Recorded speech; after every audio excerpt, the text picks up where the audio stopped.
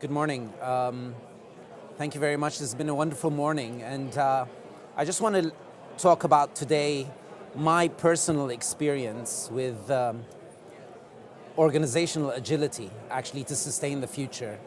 And let me give you a little bit of background of where I'm from. It's about 7 hours away from here. It's in the United Arab Emirates. It's in an emirate called Ras Al Khaimah. I manage and I direct an economic zone. I've got more than 500 strong working staff. We have 14,000 plus customers, 60,000 people working and in our zones. So I just wanted to give you that magnitude to see from my experience what I believe are organizational agility tips that I can share with you. And we all, as you saw today, are talking about the same things. There are many challenges in every marketplace. So it's how do we keep ourselves sustainable through this gray area or through these times of hardship?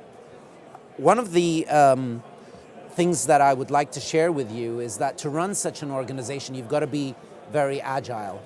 And I have 7 tips, and I believe we all talk about cash flows. We all have products and services that we offer. So how do you sustain those cash flows, whether they're eroding or whether you want to find ways to make sure that you sustain them through these tough times?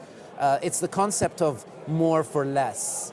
What we're doing and what I've seen, and I've been managing this for the last 3 years, is how do we give more for less to our clients so that you maximize the value from every client that you have, so that you can retain that cash flow while you look for differentiating or when you look to, during this age of disruption, new products and services that you can offer. And through that, at least you're maintaining and sustaining that cash flow that keeps you alive while you want to differentiate and create new products and services. So some of the things that we've been doing with our clients is giving them new value-added services outside of the traditional services that we usually provide. I'll give you a small example. So our clients come in, they operate out of their factories, they operate out of the manufacturing zones. We give them now, we call it value-added services such as babysitting, bookings in hotels, car rentals, business center services. So that these are things that our clients start to expect from us, and it actually generates more revenue for us from each client, and it causes us and it allows us to retain that client more so. Another tip that I can share with you from my experience is, and I'm sure a lot of you think about it, is how to optimize the workforce. We've got 500 employees and they all have requirements. We all have that overhead. So during these tough times, this is the opposite of more for less, where you have less for more.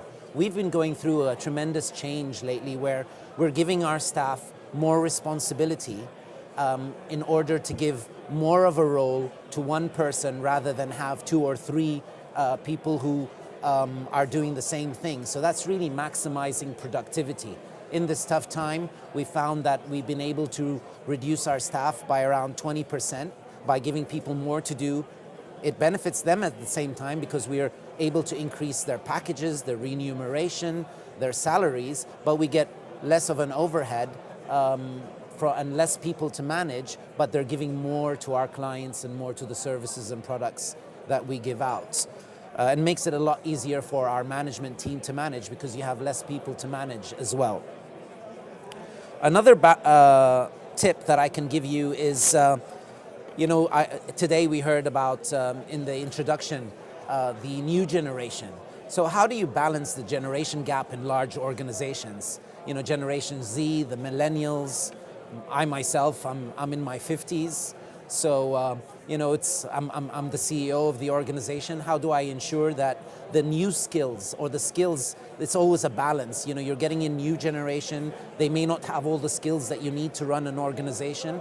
So one of the ways that we do this is that we ensure that when we bring in new generation, newcomers from whether they're freshly out of college, that we give them the skills that they need.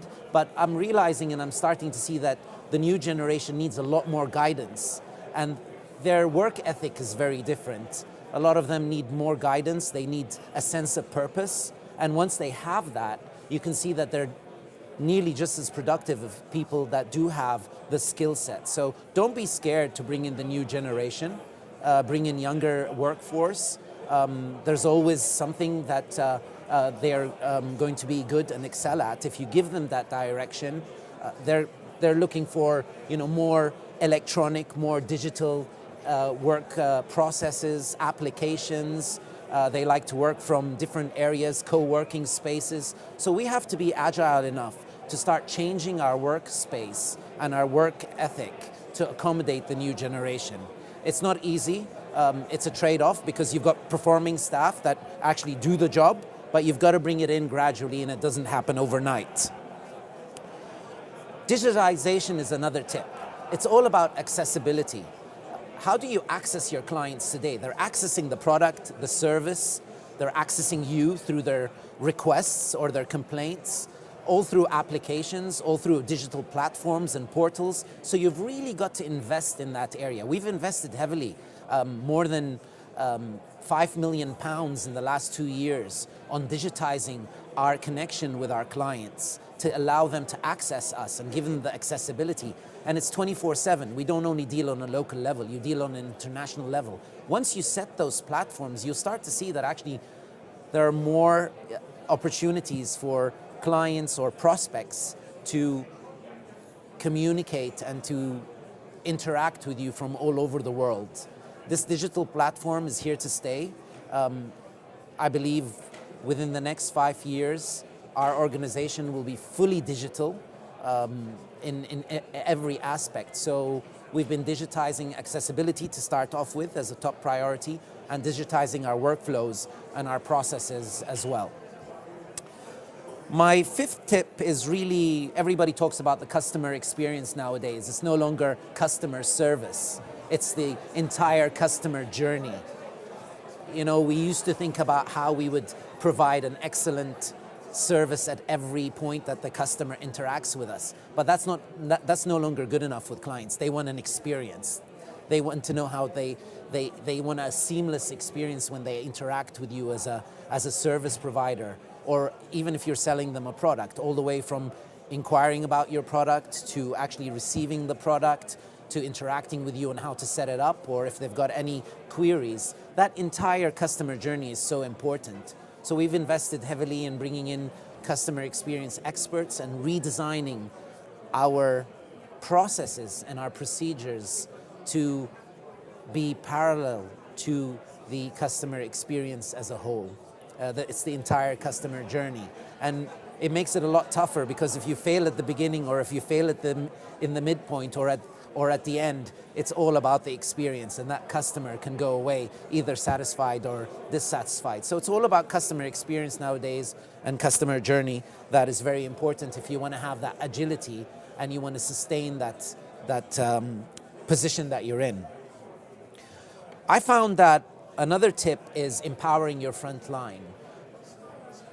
You don't want to waste time when it comes to dealing with customers, or you want to have your front line, people who are out in the field, people dealing with clients, people dealing and interacting on a daily basis, to be fully empowered to be able to make decisions.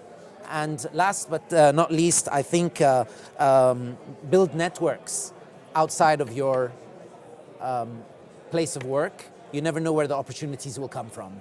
Thank you very much.